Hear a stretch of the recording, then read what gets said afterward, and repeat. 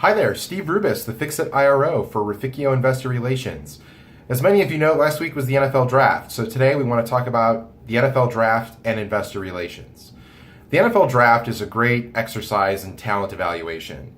Year after year, general managers overvalue certain skills and traits and yet undervalue other skills and traits, which ultimately leads to a misvaluation of skill sets. So the NFL's problem of misvaluation of skill sets really can translate to the hiring of an IRO, or investor relations officer. So, the question begging to be asked is, what makes a top-notch IRO? So let's start with a few baseline qualities that determine if your IRO is top-notch.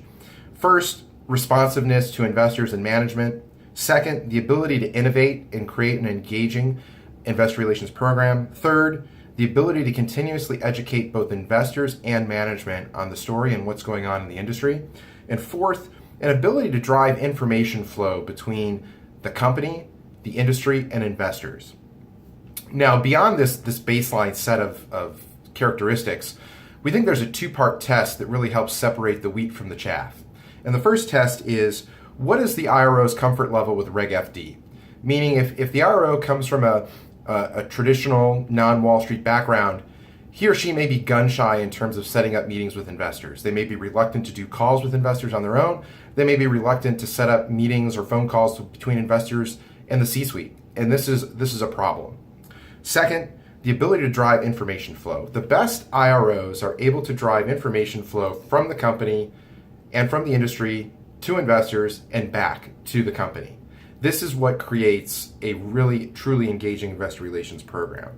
So now let's talk about why companies seem to overpay for the wrong skill sets in investor relations. And I think there's some four assumptions that we can go through that explain why this is the case. And what I want to start with is the idea that if I were hiring an IRO, my determining factor would be, how does the IRO's skill set translate into furthering the economic value of the company and in turn increase my compensation as an executive?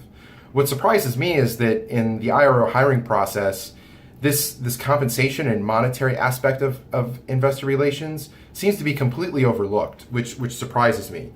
So let's get to the four main areas that seem to drive the misvaluation of IRO skill sets.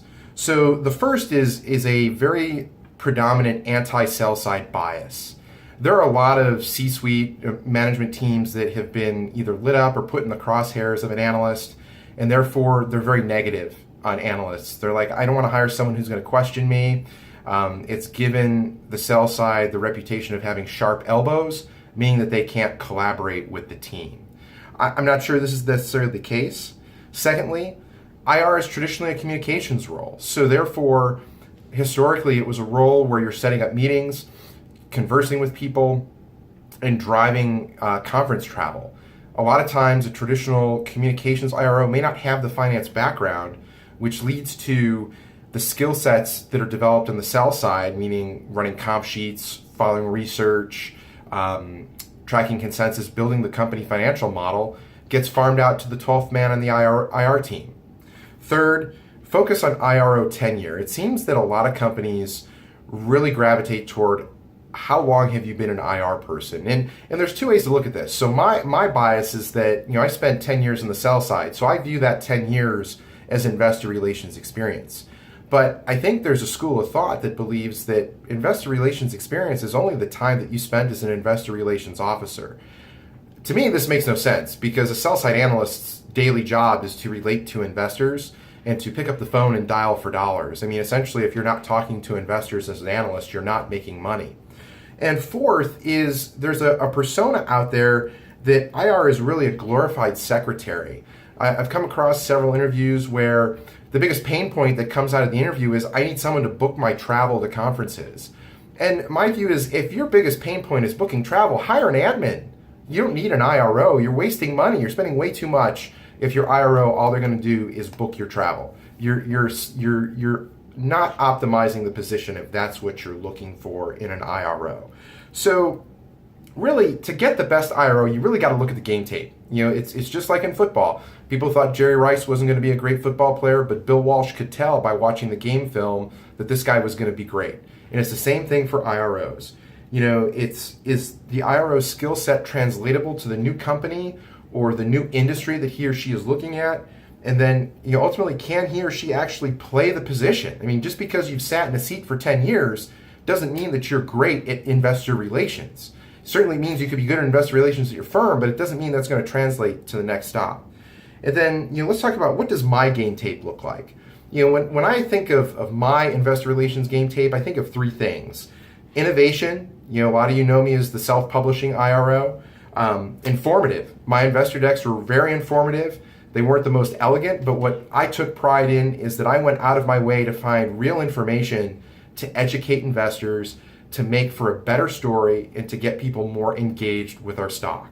And then third, concierge service.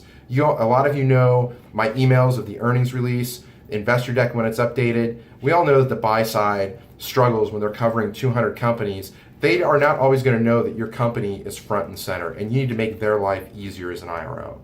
So in conclusion, ultimately, just like the NFL, selecting the right IRO for a public company is a function of the C-suite, which is playing the role of the NFL GM. Sometimes they want a yes person. Sometimes they want someone who's not going to be very aggressive. Sometimes they want someone to take the status quo. And sometimes they want someone who's really innovative because they need to get their story out. So to go to the next step, based on MiFID II, I think today and over time, the innovative IRO is going to become the most valuable IRO in investor relations. At the same time, I think today this is the least valued IRO that's out there. While I'm biased to the sell side background, I think hiring the best IRO is about hiring the person that can take his or her experience from any walk of life and ultimately apply that experience to the betterment of the company. So it really doesn't matter if you come from the sell side or if you're a corporate finance person or you're a communications person. Can you actually drive value and positive impact on your organization? So with that, at Rufficio Investor Relations, if we work with you, we think your stock is worth more money. Talk to you soon. Thank you.